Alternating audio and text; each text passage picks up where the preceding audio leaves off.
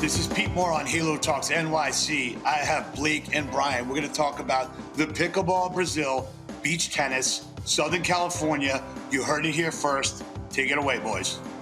All right. Well, thanks for having us, Peter. It's great to see you again after meeting at that networking event in Venice, California, where I think we briefly discussed beach tennis, which piqued your interest, I think it was a year and a half ago now. And we've come a long way since then. So we're excited to tell you a little bit about our story and our growth. But just to kick things off, I'm Blake. I'm one of the co-founders here at Ola, and I'm joined by my partner, Brian, who I'll let introduce himself. Yeah, Brian here, the other co-founder. And about coming up on 2 years ago, we started Ola Beach Tennis after finding it in Brazil. So maybe we'll start with the origin story. Yeah, please. Blake's wife is actually from Brazil, so he was going there in the winters. And I found this game. Everyone in the beaches of Rio is playing either beach tennis or foot volleys, foot with their volleyball with their feet. And beach tennis, we were just like, what is this sport? It seems accessible in the way that pickleball is accessible, but obviously with the backdrop of mountains and ocean and beach and people diving and, summer year round. So we decided to try to bring it back to LA. And Blake, you want to pick it up there? Yeah, it's kind of an interesting story. So Brian and I actually grew up about 5 houses down from each other in Ohio. So we grew up in the Midwest, and Brian was a year older than I in high school. So we always played in competitive golf, baseball, basketball, football leagues and such together. And we were reacquainted about 7 years after we graduated college. So Brian moved to the Bay Area. He played baseball at Georgia Tech, and I played golf at a school called Dominican University up in Marin County. But long story short, Brian texts me and says, hey, I'm moving to San Francisco. And so we kind of rekindled our friendship and began to play all the sports that we did as kids. Fast forward that journey, I moved down to LA. Brian went back to Austin for a bit and then actually found himself back in LA. The first day that he gets back, he tears his shoulder out. We were playing basketball at Equinox. And so there go our big elaborate plans of continuing the golf and basketball journey that we were so excited about when Brian moved back to LA. And we said, shit, what are we going to do? Because, we're so excited to play sports. And hey, remember that game we saw in the beaches of Rio? I think I could play left-handed. Let's order a couple rackets and let's test it out. So it started there, actually. We were playing on volleyball nets, which we learn now it's not the correct nets for beach tennis. A, the holes are too big, so the ball goes through, and B, it's too high. Beach tennis is played on about a 6-foot net at the men's competitive level. So anyway, it's come a long way since Brian and I, with one arm, rattling back and forth to each other, just to give you a sense of scope. Last year, we hosted about 4 tournaments. In the peak, we had about 120 participants, but over 500 people come in and out throughout the day. We've done a variety of corporate wellness events, which is a big focus of ours. So we're actually doing one again with Alo Yoga. We did a 100+ person event with them last year.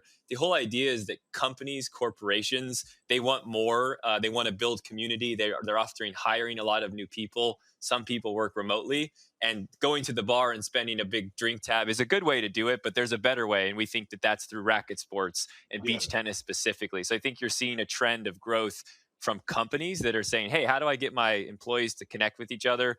We're going that route. So we've got a corporate events angle. And we also host just community open plays, which Brian and I are going to head to after this every Tuesday and Sunday in Santa Monica. So you can drop in and do like a pickup. We're also exploring leagues, and we give, Cool. Yeah. So one of the things I was going to ask you is, so when you guys reconnected, what were your actual day jobs?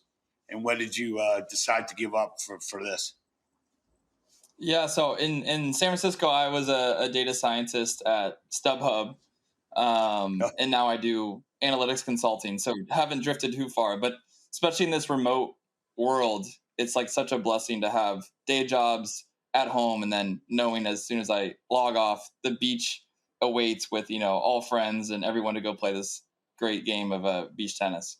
Nice. Blake? Yeah, and I still am fully employed at a FinTech software company called Adipar, which is, I spend 98% of my time. And we've got an operational staff that now runs Ola for us. And Brian and I get to just benefit from the community, which is great. So my focus is still on the software company that I work for. But, who knows? At some point, there might be a cutover. We're looking at opening new locations. We're looking at Miami. We actually just signed a partnership with a school in Brazil, in Rio de Janeiro.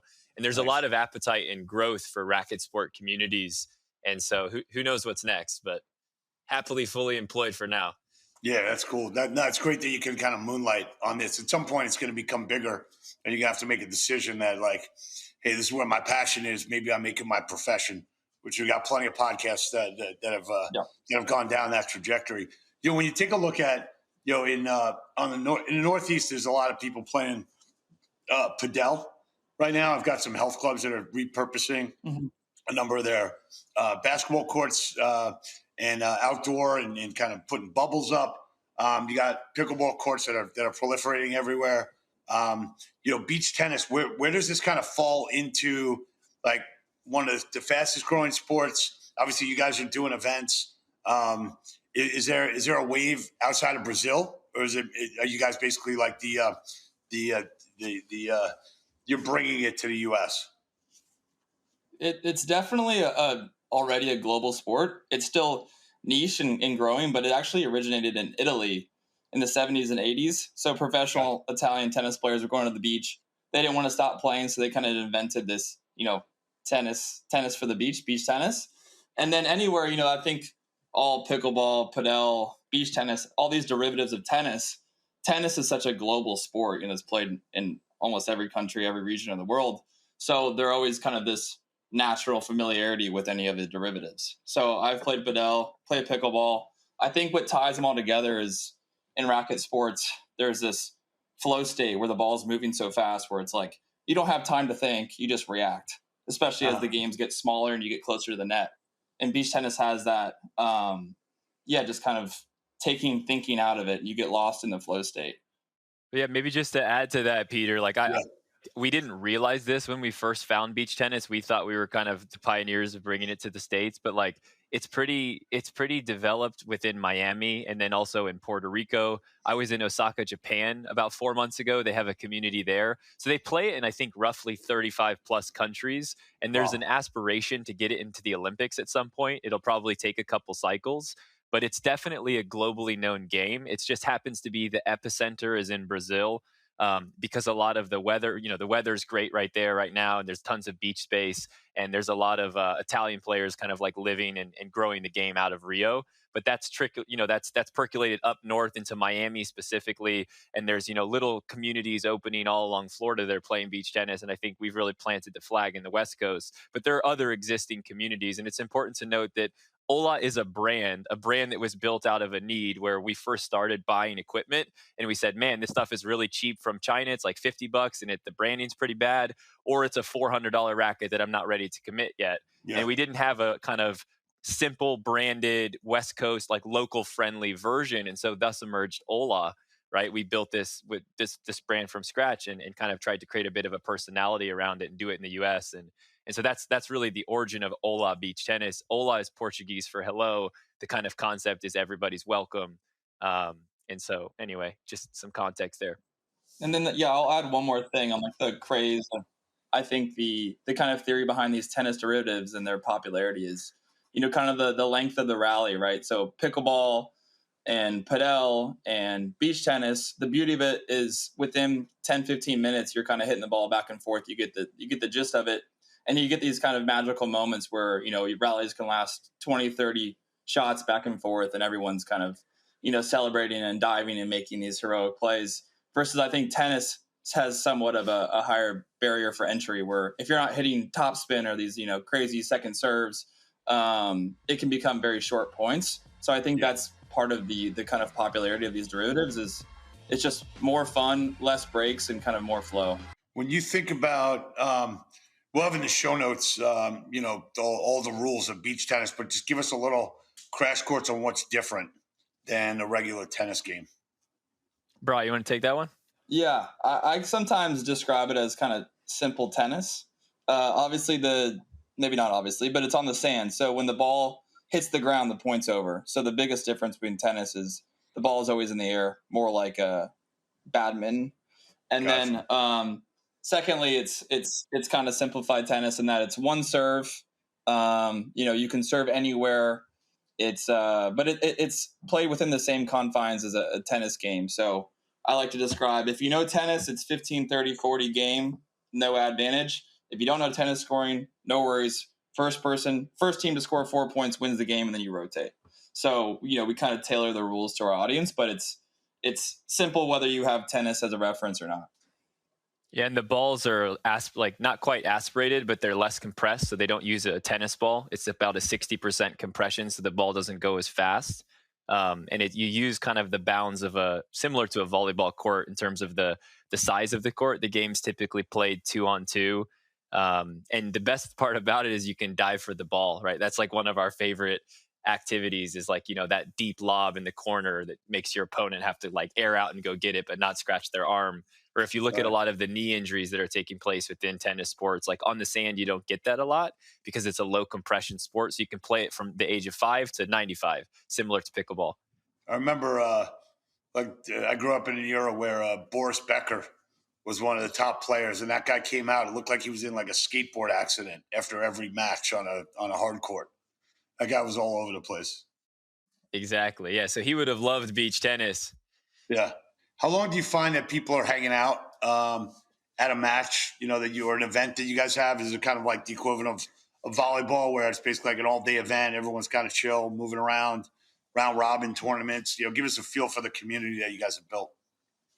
Yeah, I'll take that one. So when we first started off, we had to beg people to come play in our tournaments because nobody knew what the hell beach tennis was, right? And then they get a paddle in their hand the first time and they have a bunch of fun. And now we can't kick them off the courts fast enough. But it's been a testament to just being consistent, like, just in terms of the operating model to give you a bit of a behind the scenes of the business. So Ola activates twice a week on Tuesdays and Sundays.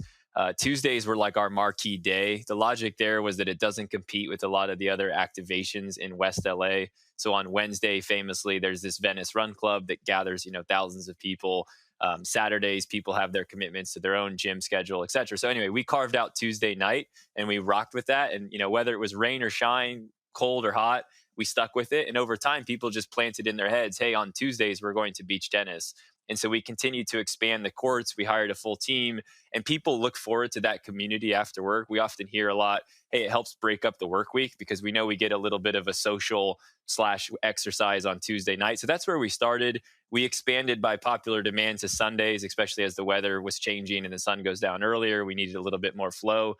And then we do these bigger monthly tournaments in the summer where we typically do a group play similar to the World Cup. So you're matched up with 4 or 5 other teams. You compete against each other. You add the total number of games won, and then the top 2 teams get out of the bracket, and then it's kind of single elimination from there. So that's the structure that's worked pretty well for the bigger tournaments. And for the open play, we basically set up the courts within 3 levels, like beginner, intermediate, and advanced, and everybody gets a wristband. And then there's specific challenge courts as well. So the idea is we have a court for everybody. We also provide instruction. We have professional players from Brazil that teach classes. And so we can meet you where you're at, whether you're just getting started or you're a professional and you want to take your game to the next level. Ola has a court for you, which is awesome. And then you can play with people at the same level. Because I think one of the biggest gaps is if you're playing pickleball, if you're a decent player and you're playing with someone who's a total beginner, you're probably not going to have that much fun, right? And that's for both parties. So we've really tried to invest a lot in the experience of the events. So we often bring partners to distribute products that align with our brand. So healthy products, hydration, we do massages, and we have DJs set up on the beach as well. So we create an environment where people want to stay and hang out. To address your question, a lot of times people come on Sundays just to hang out and network with each other. We've even done singles night events. Actually, one of our good friends, one of our biggest customers, just found his girlfriend through our singles night event. So we're really trying to connect the community. It's a lot bigger than beach tennis. It's about building a place where people feel safe. People can go to meet their business partner, a new girlfriend, a new friend in general, without having to use alcohol as a mask and just be their authentic self, almost like when they were a kid at recess, right? We always joke about that, but I think it stands true. Just to get into you guys' head about you're starting something here, you're not typical entrepreneurs that are saying like, I got this awesome idea. I'm going all in. I'm going to raise money from friends and family. I'm not taking a salary. You're building something that is, you see the results when you see people from the community coming out and not being able to kick people off the court. And now like they're your ambassadors and evangelists. How do you kind of think about this as, let me take a step back. The only way we're going to solve loneliness, obesity, and diabetes is to get people out of their apartments, get them into group settings, make sure that they understand that exercise is fun and they're not challenged by going to the gym and having to lose X amount of weight, right? And they get demoralized by that. So I think, between pickleball, between padel, between what you guys are doing, beach tennis, like this is the answer. So how do you think about, your day job data scientist, right? You guys are like, hey, I got my key performance indicators. I got my ROI. I've got, all these trends and analyses. And then it's like, hey, man, we just had 100 people show up here. It's not about the revenue. It's not about how much we charge. Like, how do you guys got to toggle between the two? Because I think guys like you are going to be ones that kind of change the game. But it also is helpful that you have a day job where you don't have to turn it into a business model when it doesn't need to be a business model yet. Yeah. I think, having a little bit more of a slow burn and less pressure on, deriving a lot of profitability from this immediately gives us a chance to grow with the community. So we've been very, very intentional about listening to feedback and really adjusting the experience to, like you said, give the best experience for the most amount of people. So like we were talking about before, this is a very, very inclusive sport in that 10 to 15 minutes, you can basically go from what is beach tennis to enjoying beach tennis. And then secondly, with a lot of intentionality, our community, like Blake was saying, is very, very inclusive. So, I've tried to join new clubs or new groups and you go and, if it's a little bit niche, they're like, oh yeah, you should come, but hopefully you're already good because we don't want to take a lot of time to kind of get you up to speed. We're already having fun and, we like this activity. But for us, we're very, very intent on, hey, this is new to you. We're going to get you a racket, get you into a place where you're comfortable and have an opportunity to really grow into the sport. Starting at a beginner level, and then people get hooked and keep coming back, and then they get better and better and kind of play to their level. So very intentional in being as inclusive as possible, and just really enjoying seeing this community grow because we haven't had a deadline or investors to say, get this much money out of this by this time. We also invest 100% of the profits back into the business, right? So that's one other thing to add is that because we're not drawing a paycheck from this, all the revenue we derive goes into the client experience, and it will, in perpetuity while we're running it. This is all about how people interact with us and their experience. It's not about Brian and Blake, pulling money out of this thing. It's all about our customers. So working in software, being at a very product-led, customer-focused, product-oriented firm, we think about the business like that. So after we close down the session, from our maintenance team to our operations guys, we ask them, we go around the circle, hey, give us 2 things that went really well and give us 2 things we can do better. And we continually approach this, business building with the concept of Kaizen, or continuous improvement. And we always want that feedback, right? And so we're never satisfied. It's always about our customers. It's always about their experience. And then when you put your ego and your own kind of interests to the side and put the customer first, it's amazing. Great things happen. Obviously, they're taking a big run at Lululemon. They've done a great job. How do you think about the commercialization of what you're doing? And maybe that's warranted because it's going to bring more people. It's going to bring more marketing dollars. And have you had any situations yet where you said, hey, look, I'm not here to promote your brand. I want to, I've got somewhat of a utopian view, or I'm not commercializing this. How do you guys think about that? I think I'll take that one. I mean, the biggest thing for us is that I hate to say the word architecture because that's a software term, but we're really independent and open-minded with who we work with. For example, we love Aloe, and a lot of the girls that work for the Aloe team found us organically and then internally vied to get a corporate event on the schedule. And we did one event with 20 people. It turned into a second event with 100 people. And now we're doing another one with, about the same number. So it's almost organic growth, but we also have a partnership with an amazing brand called Live, which is a sportswear company from Brazil. They're very big in Rio and in Brazil specifically, and they just opened a couple stores in the West Coast, and they're looking to connect with that community. But we've also done events for Lululemon. So it's really about us kind of looking at different brands and saying, great, what's in it for you? What's in it for us? But we're just looking for the maximum exposure for beach tennis. And as long as the brand identifies with our values and principles and matches the style aesthetically, we'll do these collaborations because it's in for the, we're partnering with different influencers that are also sponsored by Aloe. And we don't really have a horse in the race other than we're trying to grow the game. So we kind of keep an open mindset there, right? Yeah. I think one of the takeaways here for the people that are listening, and I started doing this years ago, pre-COVID, instead of going to a bar like you referenced or going to a dinner, I invited somebody to just meet me at Soul Cycle. I'll pick up your class, I'll pick up your shoes, I'll pick up your water. We'll go get a shake or a salad afterwards, and kind of exchange the 3 Moscow mules for a 45-minute Soul Cycle class. And I feel like if it's top of mind for people to say, hey, Tuesday night, come and meet me, like that is our business meeting, and that kind of changes the relationship that you have with people. More from a standpoint of being like a New York banker, like you had like a typical way of having meetings, whether if it's after 5 o'clock, like we're going out for drinks. And I think that paradigm's finally shifted where that's not a requirement anymore. And it's actually welcomed. So I love that you're doing that and trying to get people to use your venue as a way to live a healthier lifestyle and also to have more fun and build relationships and other peers around that. It's not a drinking activity. I think that's what people want in the world, right, Peter? People are looking for authentic human connection more so now than ever. And if you look around, there aren't that many venues that are creating it and investing in it. And I think if you're a business listening to this, or you're the founder of a firm looking to connect your employees, like reach out to us. We put together custom packages. We do it at a very reasonable cost because we believe in this so much. We do this in our day jobs, right? Like in my day-to-day, that's what I do. I plan events and I go to conferences and connect with people. And every conversation's like this, right? With the drink in our hand, in our suit, pretending to be someone who maybe we're not.